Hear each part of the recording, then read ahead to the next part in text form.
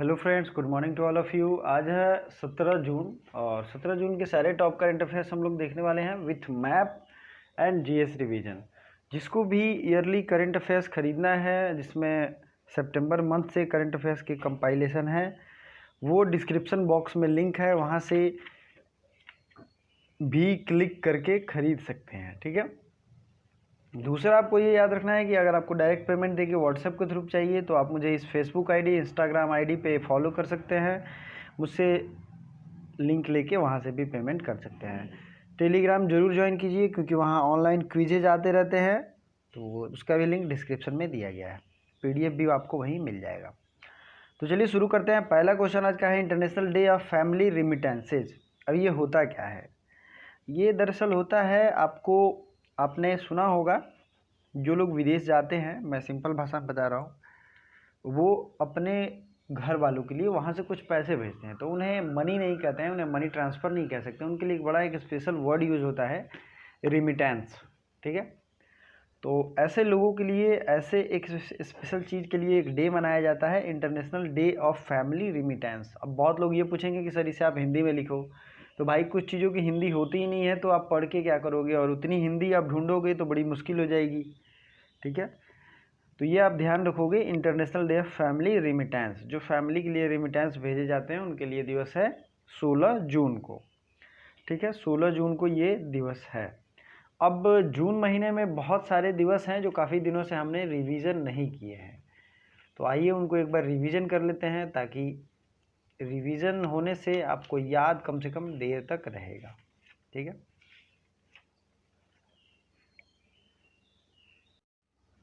आइए देखते हैं। लेकिन आज जून महीने का जो इंटरनेशनल डेज है या नेशनल डेज है, उसको अपोजिट साइड से, रिवर्स साइड से रिवाइज करेंगे। सबसे लास्ट में आता है इंटरनेशनल स्टैटिस्टिक्स डे, जो कि है 29 जून को। उसके पहले आता है United Nations day against drug abuse and illicit trafficking. ठीक है। International day of drug illicit against drug abuse and illicit trafficking भी 26 जून को है, और international day in support of victims of torture, ये भी 26 जून को है। ठीक है। 23 जून को है यूएन पब्लिक सर्विस डे। आपको ज़रूर याद रखना चाहिए, पब्लिक सर्विस जो इंसान करता है उसके लिए 23 जून को है। प्लस 21 जून को है international day of yoga, hydrography day, music day. ये सब डे हैं 21 जून को। नेक्स्ट आपको ध्यान रखना है, 20 जून को है वर्ल्ड रिफ्यूजी डे। क्या है? 20 जून को वर्ल्ड रिफ्यूजी डे। तो आपको ये मेनली याद रखने हैं। फिर आता है 17 जून। 17 जून को है world day to combat desertification and drought. मरुस्थलीकरण जो होते हैं, मरुस्थल हो जाते हैं ज़मीन, उसके ना हो, इसके खिलाफ दिवस मनाया जाता है 17 जून को, मतलब आज ये दिवस है। World Elder abuse awareness day है 15 जून को, और international day of family remittances है 16 जून को। तो ये सब इंपॉर्टेंट चीज़ें याद रखनी चाहिए। 16 जून के बाद अगर हम बात करें तो फादर्स डे आता है, आपको कमेंट करके बताना है। वर्ल्ड ओशियन डे है 8 जून को, वर्ल्ड इन्वायरमेंट डे है 5 जून को, और world day of innocent children victim of aggression ये है 4 जून को। तो इतने आपको याद रखने चाहिए। चलिए अगले क्वेश्चन बढ़ते हैं। किस देश ने अपने एक सड़क का नाम बदलकर गुरु नानक देव जी के नाम पे रखा है? दोस्तों एक चीज़ मैं बता दूं, जितने भी मैं डे और उनकी थीम जो भी है रिवीजन कराता हूं, तो आपको इस बात का पूरा ध्यान रखना चाहिए कि वो जितने भी डे होते हैं वो आप रेगुलर रिवाइज करो। आप बोर भले ही होते होगे, लेकिन वो जब आता है तो आदमी कंफ्यूज बहुत होता है, तो आप उसको याद कर पाओ। तो ये ब्रिटेन देश है। ठीक है। Britain has changed it's one of the road on the name of Guru Nanak Dev. ठीक है। गुरु नानक देव के नाम पे ब्रिटेन ने अपने एक सड़क का नाम बदल कर रख दिया है। और आपको मैं ब्रिटेन दिखा दूँ, ये दिख रहा होगा आपको ईस्टर्न साइड में, नॉर्थ सी के बगल में, ये है ब्रिटेन। ब्रिटेन, यूनाइटेड किंगडम और इंग्लैंड, ये सब अलग अलग चीज़ें हैं। अगर इन सब को मिला दे तो ये होता है यूनाइटेड किंगडम। ठीक है। और ब्रिटेन जो है एक तरीके से इस ऊपर वाले हिस्से को कहते हैं। अगर आप लोग डिटेल में ज्योग्राफी पढ़ोगे तो आपको पता चल जाएगा। तो ये सब अलग अलग चीज़ों का नाम है। इसकी राजधानी कहाँ है? लंदन। आज हम लोग जितने भी यूरोप के कंट्रीज हैं उनको याद करेंगे। इसके साथ साथ ब्रिटेन के बारे में कुछ स्पेशल चीज़ है जो कि आपको याद रखना चाहिए। ब्रिटेन जो है दुनिया में सबसे ज़्यादा देशों को गुलाम बनाया था। इंग्लैंड की राजधानी तो आपको पता ही चल गई। नेक्स्ट जो है यूरोपीय यूनियन से अब ये अलग हो चुका है, ठीक है। पहले यूरोपीय यूनियन में था, अब ये अलग हो चुका है। ब्रिटेन क्लाइमेट इमरजेंसी लगाने वाला दुनिया का पहला देश था। साथ ही साथ मतलब 2040 से जितने भी डीजल पेट्रोल ये सब कार होंगे ये सब यहाँ बिकना बंद हो जाएगा। नेक्स्ट याद रखना है, दुनिया का दूसरा ऐसा देश जिसने क्लाइमेट इमरजेंसी लगाया तो वो था आयरलैंड। आयरलैंड की राजधानी कहाँ है? डबलिन। तो आइए कुछ और देश हैं जो उनकी राजधानी को याद कर लेते हैं। नॉर्वे की राजधानी कहाँ है? ओस्लो। स्वीडन की राजधानी कहाँ है? स्टॉकहोम। फिनलैंड की राजधानी कहाँ है? हेलिंस्की। क्या है? हेलिंस्की। और फिनलैंड में ही दुनिया की सबसे युवा प्रधानमंत्री बनी थी कुछ दिन पहले, उनका नाम क्या था? सना मारिन। सना मारिन। तो ये सब जरूर याद रखिए, ठीक है। अगला है कुछ इधर के देश, अगर देखें तो हम लोग पुर्तगाल से शुरू करेंगे। पुर्तगाल से है लिस्बन और यहाँ की करेंसी है यूरो। स्पेन की है मैड्रिड और यहाँ की भी करेंसी है यूरो। फ्रांस की है पेरिस और यहाँ की भी करेंसी है यूरो। अगले एक क्वेश्चन में मैं स्विट्जरलैंड का जिक्र करूंगा। स्विट्जरलैंड आएगा तो मैं आपको उसका मैप अभी दिखाई दूँ। स्विट्जरलैंड की राजधानी है बर्न और ये एक लैंडलॉक्ड कंट्री है, ठीक है। बेल्जियम की राजधानी कहाँ है? ब्रुसेल्स, जहाँ पे नाटो का हेडक्वार्टर है। किसका हेडक्वार्टर है? नाटो का। NATO मतलब North Atlantic Treaty Organization. Next आता है पोलैंड। पोलैंड की राजधानी कहाँ है? वर्सा। ऑस्ट्रिया की राजधानी कहाँ है? वियना। और ऑस्ट्रिया की राजधानी वियना में कितने इंटरनेशनल ऑर्गेनाइजेशन का हेडक्वार्टर है? तो आपको याद रखना चाहिए। इसी तरीके से नीदरलैंड है। नीदरलैंड में इंटरनेशनल कोर्ट ऑफ जस्टिस का हेडक्वार्टर भी है। तो इंपॉर्टेंट जितने भी जीएस हैं दोस्तों, कनेक्टिंग तरीके से उन्हें याद रखिए। अब मैंने कुछ दिन पहले एक ट्रिक बताया था, ब्लैक सी के अराउंड जितने भी कंट्रीज़ हैं उनको याद करने का। RUBGT, ठीक है, RUBGT। तो इसके लिए पहले आप मैप देख लीजिए, फिर आपको क्लियरेंस आ जाएगा। R से था रोमानिया और रशिया दोनों, ठीक है, R। U से था यूक्रेन, B से था बुल्गारिया। अब देखिए रोमानिया है, बुल्गारिया है, ठीक है। इधर आप एशिया के साइड में आएंगे तो तुर्की भी आ जाएगा, ये आपको तुर्की दिख रहा है, और इधर यूक्रेन भी आपको ऊपर दिख रहा है। तो मैंने ट्रिक ये बहुत सही से बनाया था। और एशिया साइड में छोटा सा देश है जॉर्जिया, ठीक है। तो जॉर्जिया भी ब्लैक सी को घेरता है। तो Georgia, Romania, Russia, Ukraine, Turkey, ये सारे देश जो हैं ब्लैक सी को कवर अप करते हैं। और जितने भी डी नेम से रिवर हैं, डी नाम से जितनी भी नदियां हैं, वो सब कहाँ गिरती हैं अल्टीमेटली? तो वो सब की सब गिरती हैं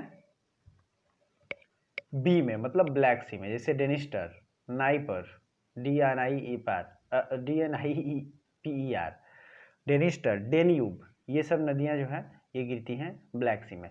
यूरोप की सबसे लंबी नदी कौन सी है? तो वो है वोल्गा रिवर, ठीक है। अब आपको कमेंट बॉक्स में ये कमेंट करके बताना है, एशिया महादेश की सबसे लंबी नदी कौन सी है? एशिया महादेश की सबसे लंबी नदी कौन है? और विथ फुल डिटेल बताना है।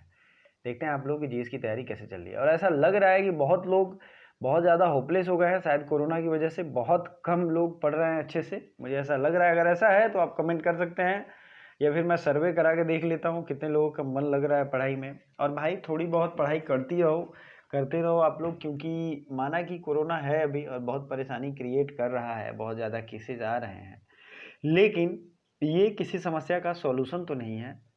दुनिया पूरी ह्यूमन सिविलाइजेशन किसी एक चीज़ के सामने कभी भी रुक के नहीं रही, उसने उसका सामना किया है। और शायद भगवान ने उसे इसका क्षमता भी दिया है, इसकी कैपेसिटी दी है कि वो इसकी आराम से इसे टैकल कर सकता है। थोड़ा सा टाइम लग रहा है, ये मैं भी मानता हूँ, लेकिन आप इसे टैकल कर सकते हैं। आई फ्लूज नामक बाढ़, सॉरी ये बढ़ की नहीं होगा, यहाँ थोड़ा सा मिस्टेक हो गया, बाढ़ की चेतावनी सिस्टम, जैसे बाढ़ आएगा, बारिश होगी, इसकी चेतावनी सिस्टम आई फ्लोज, इसका नाम क्या है? इंग्लिश में ही लिखा हुआ है, ये इंग्लिश में ही लॉन्च हुआ है, आई फ्लोज। ये सिस्टम किसने लॉन्च किया है? तो ये सिस्टम लॉन्च किया है महाराष्ट्र ने, ठीक है, महाराष्ट्र राज्य ने लॉन्च किया। महाराष्ट्र के सीएम और गवर्नर आपको कमेंट करके बताना है। बाकी जो है महाराष्ट्र से रिलेटेड आप क्या क्या याद रख सकते हो। अजंता एलोरा की गुफाएं कहाँ है? महाराष्ट्र में। एलिफेंटा की गुफाएं कहाँ है? महाराष्ट्र में। अजंता एलोरा में गुप्त टाइम में बना था और इसमें जनरली बौद्ध, जैन और शैव धर्म के जितने भी मॉन्यूमेंट्स आपको मिलेंगे वो यहीं पे है, महाराष्ट्र में ही, अजंता एलोरा में। गुजरात के सीएम हैं विजय रूपाणी और आचार्य देवव्रत यहाँ के गवर्नर हैं। उत्तर प्रदेश के सीएम हैं योगी आदित्यनाथ और यहाँ के गवर्नर हैं, बताइए उत्तर प्रदेश के गवर्नर का नाम। देखते हैं लाइव कितने लोग कमेंट कर पाते हैं।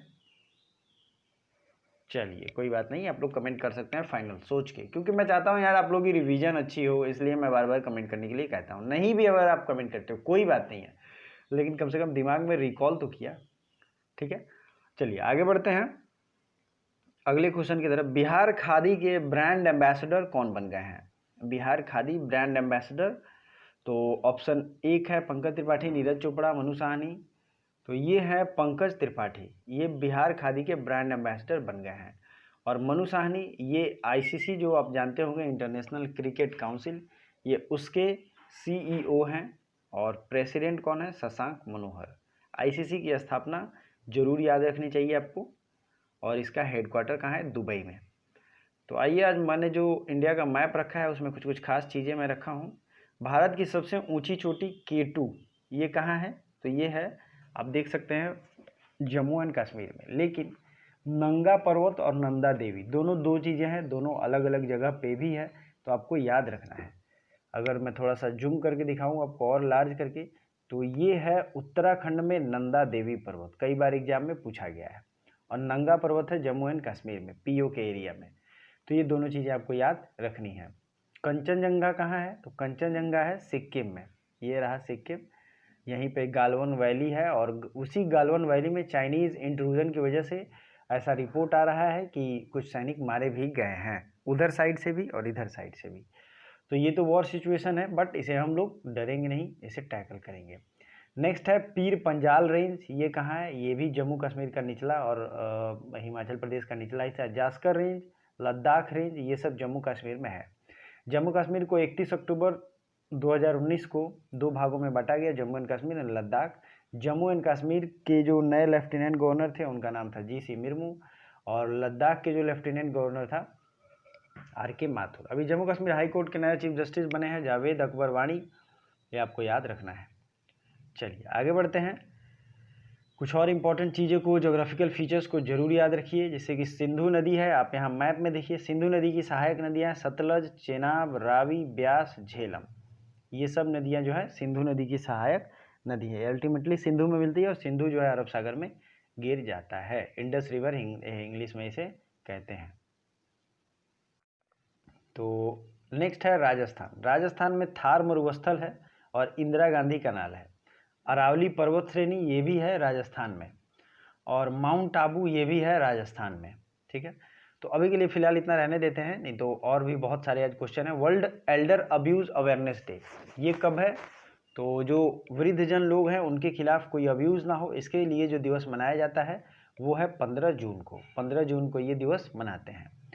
ईस्टर्न नेवल कमांड के चीफ ऑफ स्टाफ कौन बन गए हैं? ईस्टर्न नेवल कमांड आपको पता ही है, नेवल कमांड भी है हमारे पास, एयरफोर्स कमांड भी है, और भी बहुत सारे कमांड हैं जो कि कंट्रोल किए जाते हैं अलग अलग लोगों के द्वारा। आज हम लोग जितने भी आर्मी एयरफोर्स के कमांड हैं सबको देखने वाले हैं और मैप में भी समझेंगे। तो ये बन गए हैं ईस्टर्न नेवल कमांड के चीफ विश्वजीत दास गुप्ता, ठीक है। मनोज पांडे आपको पता ही है, ये कि अंडमान निकोबार के जो ग्रुप थे वहाँ के एक तरीके से स्टाफ अपॉइंट हुए थे ये, और किसी एक बड़े पोस्ट पे अपॉइंट हुए थे। रिसेंट का करंट अफेयर्स है। MM नरवाने ये हमारे इंडियन आर्मी के जनरल हैं। कर्मवीर सिंह ये कौन है? तो ये हमारे एडमिरल हैं। अब जितनी भी अपॉइंटमेंट होती हैं उससे रिलेटेड बहुत सारे करंट अफेयर्स पूछे जाते हैं। तो आपको पता है TS तिरुमूर्ति जो हैं उनको हमारे एक तरीके से UN में रिप्रेजेंटेटिव नियुक्त किया गया है, ठीक है।